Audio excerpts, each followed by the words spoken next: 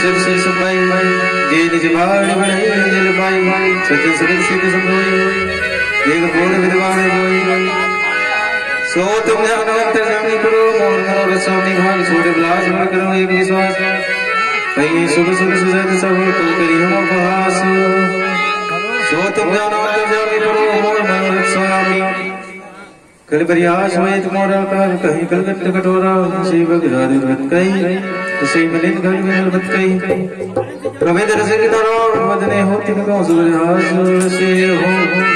दासा बने धोर की मोरी ऐसी गई जो से नहीं खोरी तो गति न समझने की तिने कथा समझ लगे फिर हरि हरि नगर की पूर्ण कथा रघुवर की जाम बड़ भूषण जाने समझ बदसाय सुराज कभी न होए नहीं वचन सुनी सर्वदा विद्याहीन आकरे कदम दिखाना छंद प्रबंधने विधाना भाव वेदस वेद पारा कवित दोष वित्तकार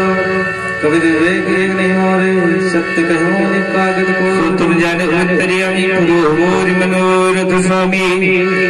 भनित मोहरी सब गुण रहित विश्व विदित गुणिये सो विचार सुनि है नित्य जन के विमले तुम जाने अंतर्यामी पुरो मोर मनोरथ स्वामी यही नहीं घोरपते नामी उदारा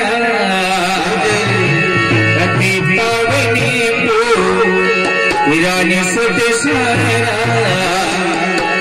मंगले भमने अमंगल हारी उमा